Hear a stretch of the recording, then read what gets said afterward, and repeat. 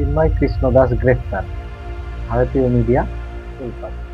এছাড়াও ভারতীয় পররাষ্ট্র মন্ত্রণালয় থেকে কিংবা ভারতীয় হাই কমিশন থেকে বাংলাদেশকে কড়া বার্তা।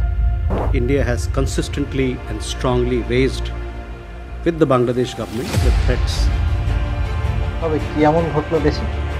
ইসকন কি আসলেই বাংলাদেশে নির্যাতিত, নাকি এর মধ্যে রয়েছে অন্য কোনো উদ্দেশ্য? আজকে আমরা সেটাই খুঁজে বের করব এই ভিডিওতে। 26 নভেম্বর চিন্ময় কৃষ্ণ দাস গ্রেপ্তার। এর কারণ ছিল 25শে অক্টোবর চট্টগ্রামের লালদিঘি ময়দানে ইসকনের গেরুয়া পতাকা উত্তোলন, যা অবশ্যই একটা স্বাধীন দেশে রাষ্ট্রদ্রোহিতার শামিল। চিন্ময় কৃষ্ণ দাসকে গ্রেফতারের পরেই সারা দেশে যারা ইসকন সমর্থিত তাদের একটা বেশ বিক্ষোভ লক্ষ্য করা যায়। এরই প্রেক্ষিতে ঘটে যায় 27শে নভেম্বর এক নির্মম হত্যাকাণ্ড। এরই প্রেক্ষিতে বাংলাদেশ ইসকন একটি সংবাদ সম্মেলন ডাকেন, যেখানে তারা অস্বীকার করেন চিন্ময় কৃষ্ণ দাসের ব্যক্তিগত অপকর্মের দায় তার দল নেবে না। কারণ হিসেবে উল্লেখ করা হয়, এর কিছুদিন আগেই সম্ভবত জুলাই মাসে তাদের শিশু সুরক্ষা অফিস থেকে তাকে বরখাস্ত ঘোষণা করা হয় বা সাময়িক অব্যাহতি দেওয়া হয়। কিন্তু ট্র্যাজেডি অন্য জায়গায়। কিন্তু এর বিপত্তি ঘটে একদিন পরে, 29শে নভেম্বর। তারা চিন্ময় কৃষ্ণ দাস সম্পর্কে উদ্বেগ প্রকাশ করেন। আরো একটা ইন্টারেস্টিং বিষয়, যেটা আপনারা জানলে অবাক হবেন, 26শে নভেম্বর সেই ইসকনে আবার ভারতীয় হাইকমিশনের হস্তক্ষেপ চান। ভারতীয় গভর্নমেন্টের হস্তক্ষেপ চান এই সমস্যার সমাধানের জন্য। এই ধরনের বিতর্কিত কর্মকাণ্ড ইসকন ঘটাননি। এর আগে অনেক ধরনের বিতর্কিত কর্মকাণ্ড ইসকনের দ্বারা এই বাংলাদেশে সংঘটিত হয়েছে।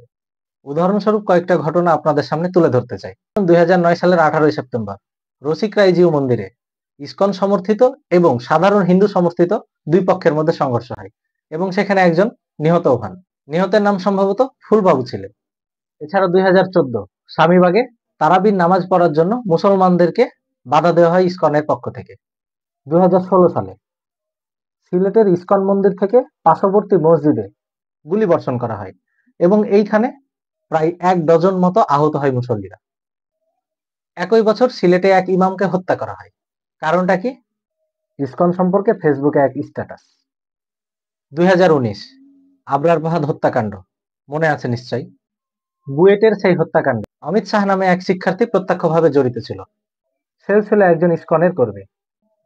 এখন প্রশ্ন হচ্ছে, এত অপকর্মের পরেও অধিকাংশ হিন্দুই যখন ইসকনের বিরোধী বা এদের মতবাদকে পছন্দ করেন না, তবে কেন ভারতের এত মাথা ব্যথা? এরই প্রশ্নের উত্তর খুঁজব আজকের এই পর্বে। এটা জানার জন্য আমাদের একটু পেছনে যেতে হবে। 1966 সালের 13 জুলাই আমেরিকার নিউ ইয়র্ক শহরে স্বামী প্রভুপাদ এক নতুন ধর্মতত্ত্বের বিস্তার ঘটান, যার নাম international society for Krishna consciousness and organization, যাকে সংক্ষেপে বলা হয় ইসকন। এটি মূলত দাবি করা হয় যে এক অরাজনৈতিক প্রতিষ্ঠান, যেখানে শ্রীকৃষ্ণকে তাদের প্রধান দেবতা মনে করে বেদের ধর্মটাকে প্রচার করবে। এতে অবশ্য অনেক হিন্দুদের দ্বিমত পোষণ রয়েছে, কারণ এখানে অন্যান্য দেবতাদের প্রাধান্য দেওয়া হয়নি। যাই হোক, সেটা অন্য প্রসঙ্গ বা অন্যদিন আলোচনা করা হবে। স্বামী প্রভুপাদ মারা যাবার পরেই ইসকনের নানা রকম অপকর্ম এবং অন্যায় পরিলক্ষিত হয়। এ কারণে বিভিন্ন দেশে বিভিন্ন সময়ে তাদেরকে নিষিদ্ধ ঘোষণা করা হয় বা তাদেরকে সাময়িক বরখাস্ত করা হয়। এমনই এক উদাহরণ 9 অক্টোবর 1998 দ্য নিউ ইয়র্ক টাইমসে উঠে এসেছে। সেখানে শিশু নির্যাতন শীর্ষক একটি প্রতিবেদনে ইসকনের বিভিন্ন অপকর্মের কথা তুলে ধরা হয়। এরপরেই মূলত বিভিন্ন দেশে বিভিন্ন সময়ে আরো বিভিন্ন ধরনের নানা রকম অপকর্মে তারা জড়িত হয়। এরই প্রেক্ষিতে বিশ্বের অনেক দেশে এটি নিষিদ্ধ ঘোষণা করা আছে, যা আপনারা স্ক্রিনে দেখতে পাচ্ছেন।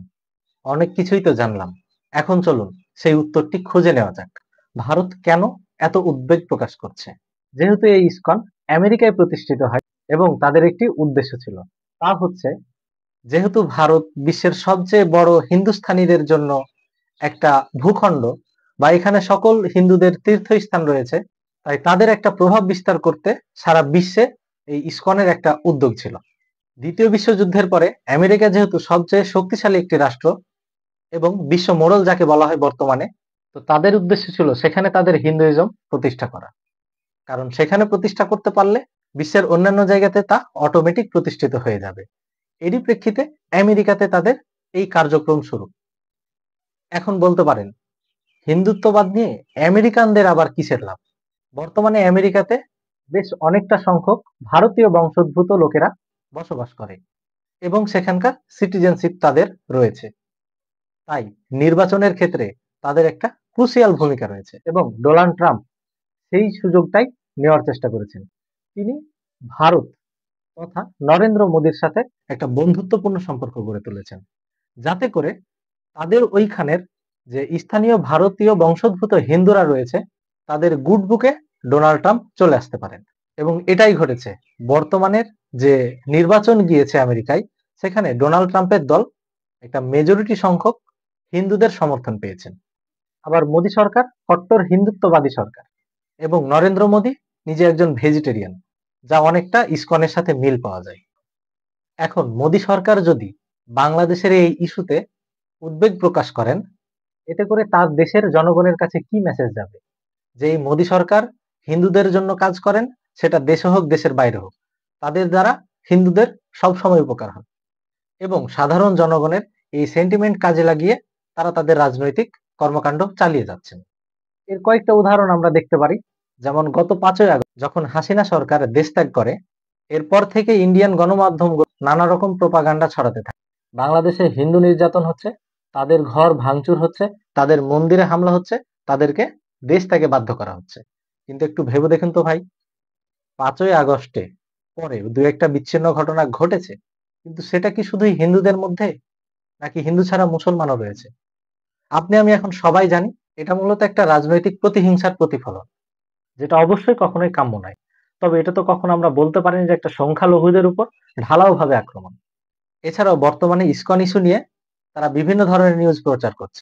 যেমন ধরুন, ইন্ডিয়ান একটা বিখ্যাত গণমাধ্যম দা ওয়াল নিউজ করেছে যে হিন্দুদের ধরে ধরে বাছাই করে চাকরি থেকে বাদ দেওয়া হচ্ছে। মূলত এর ভেতরে ঘটনাগুলো দেখতে গেলে, আপনি পড়তে গেলে পাবেন যে সারদা থানায় যে 252 জন অফিসারকে বরখাস্ত করা হয়েছিল, তাদের ঘটনাটি উল্লেখ করা হয়েছে। কিন্তু একটু চিন্তা করুন তো, সেই ঘটনাটার মূল কারণ কি ছিল?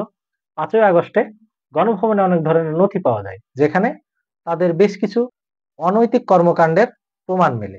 এরই প্রেক্ষিতে সেই 252 জনকে বরখাস্ত করা হয়। কিন্তু শেখ হাসিনা আমলে 804 জনকে চাকরি দেওয়া হয়। এখন 804 জনকেই যদি বরখাস্ত করা হতো, তাহলে আপনি বলতে পারতেন যে এটা রাজনৈতিক একটা প্রতিহিংসার ফল। কিন্তু তারা তো এমনি এমনি বাদ হয়নি, সেখানে মুসলমানও ছিল, হিন্দুও ছিল। এখন অনেকেই বলতে পারেন, বাংলাদেশে অস্থিতিশীল পরিবেশ তৈরি করে বা বাংলাদেশে ভারতীয় হস্তক্ষেপের মাধ্যমে তাদের লাভ। একটু চিন্তা করে দেখুন, ভারতের চারিদিকে কারা রয়েছে? পাকিস্তান, আফগানিস্তান, চীন, মায়ানমার, ভুটান, বাংলাদেশ, নেপাল। এখন এই রাষ্ট্রগুলোর মধ্যে কয়জনের সাথে ভারতের বন্ধুত্বপূর্ণ সম্পর্ক আছে? পাকিস্তান কি ভারতকে সহায়তা করবে, নাকি চীন কখনো ইন্ডিয়াকে সাপোর্ট করবে? যেহেতু বাংলাদেশ ইন্ডিয়ার একেবারে পেটের ভেতরে এবং এই পাশে রয়েছে বঙ্গোপসাগর, তাই বাণিজ্যের কথা চিন্তা করলে বা রাজনৈতিক প্রেক্ষাপটের কথা চিন্তা করলে বাংলাদেশ একটা ক্রুশিয়াল জায়গায় রয়েছে, যেখান থেকে আপনি অনেক কিছু নিয়ন্ত্রণ করতে পারবেন। তাই ইন্ডিয়া সরকার সবসময় চাইতো যারা তাদের পক্ষে কথা বলবে বা তাদের জন্য উপকারী হবে, সেই সকল সরকাররাই যাতে বাংলাদেশের গভর্নমেন্টটা পরিচালনা করে। এ কারণে তো শেখ হাসিনা বলেছিলেন, আমি ভারতকে যা দিয়েছি তারা তা চিরদিন মনে রাখবে।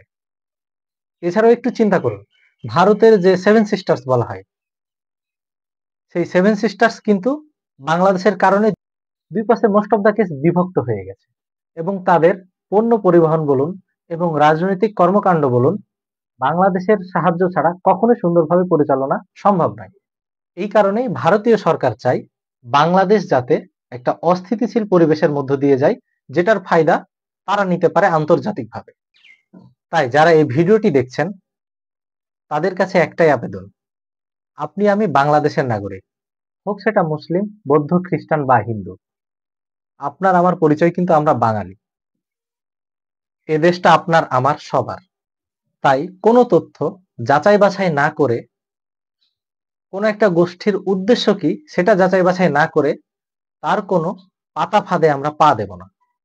এতে করে আপনার ক্ষতি, আমার ক্ষতি, দিন শেষে আমাদের দেশের ক্ষতি। নতুন কোনো ভিডিও আসার আগ পর্যন্ত সবাই ভালো থাকবেন, সুস্থ থাকবেন। আর ভিডিওটি ভালো লেগে থাকলে অবশ্যই সাবস্ক্রাইব বাটনে একটা ক্লিক করে দেবেন। ধন্যবাদ সবাইকে।